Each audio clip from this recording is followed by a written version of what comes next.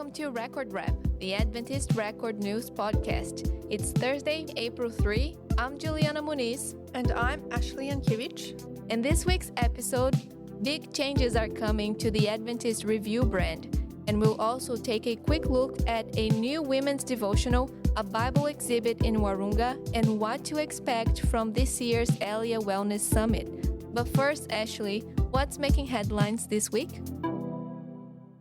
The Adventist Church's online presence is reaching people in new ways through the metaverse. The church has established itself on the online virtual reality platform Spatial, allowing people from around the world to connect. In Brazil, during the 10 days of prayer, this platform became an important space for outreach. Each day, participants took turns leading in music, prayer, discussions, and biblical reflections. This use of technology is important for reaching new generations who are well connected to the digital world, as well as reaching those who might not ordinarily participate in a church service or attend church in person. In other news, new studies show that eating an orange a day can reduce the risk of developing depression by 20%. This is due to a bacterium in the gut which influences production of serotonin and dopamine, neurotransmitters which travel to the brain and elevate mood.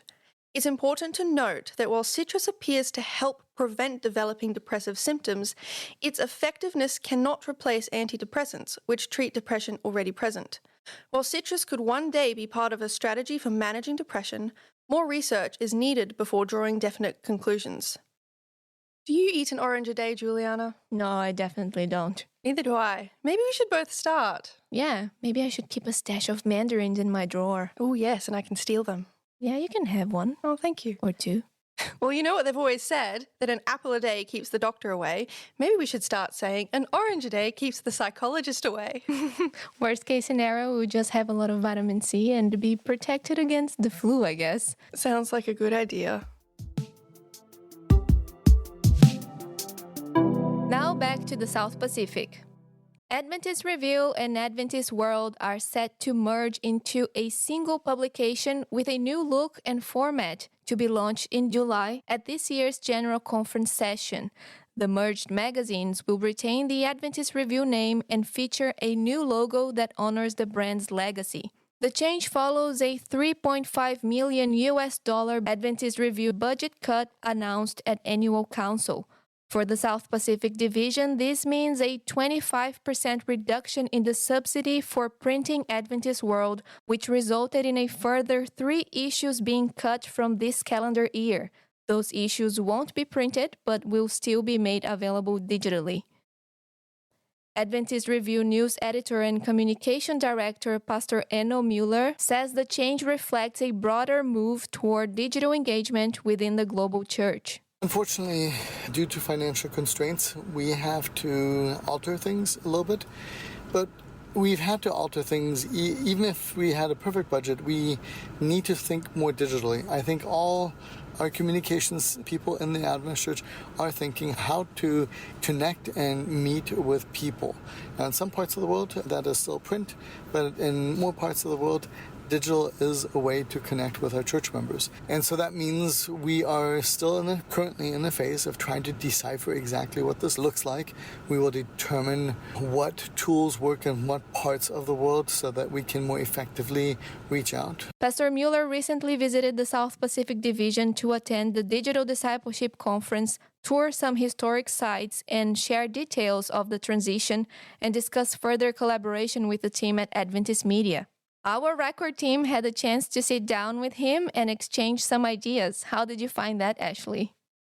I thought it was really good. It's always a good idea to collaborate with other publications and see how we can work together.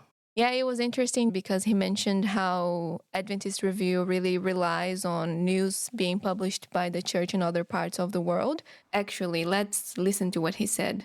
Magazines like Adventist Record are pivotal for us to be able to share the news to beyond the South Pacific territory.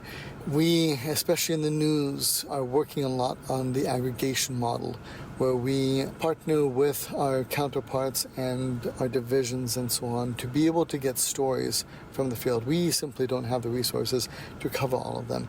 Adventist Review would not be able to feature a global narrative of news simply based off of the work that we do. So the Adventist Review couldn't exist without the partnership and the work of the local congregations, the conferences, the unions, and the divisions. So that conversation, it kind of made me feel like we're not alone, because we do struggle to get news sometimes. And even though we have a steady cycle of news and a lot of regular contributors that, we really appreciate them, we do struggle sometimes. And since I'm already talking about this, I guess I would like to encourage our readers and our listeners to keep contributing, because it really helps us to create this sense of community that my church is not just this local church, but it's a global church. There was a recent Record Live where Eno talked about that a little bit. So if anyone wants to listen to that, it's an episode from about 2 weeks ago. What is it called, Ashley? It's called Why Does the Adventist Church Need News? Yeah. And it's very interesting. So we definitely recommend that you go and listen. And speaking of news, we've had a lot happening recently, so here are 3 quick things to know this week.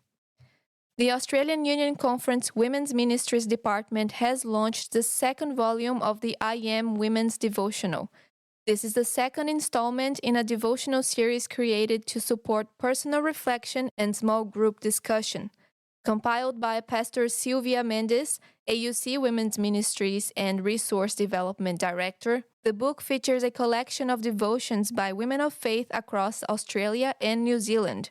A set of affirmation cards accompanies the book, with each card corresponding to one of the devotional's I am statements, such as I am wanted, I am healed, and I am wonderful. An exhibit of rare and historic Bibles has opened at the Heritage Room in the South Pacific Division office in Warunga, New South Wales. Curated by the team at Adventist Heritage Centre, the display features Bibles from a significant collection gifted to the SPD last year. Among the highlights is a Bible excerpt dating back to 1566, as well as the oldest complete Bible in the exhibit, printed in 1607. The exhibit is open on Mondays, Tuesdays, and Thursdays from 9 a.m. to 4 p.m. and will remain on display for the next 12 weeks.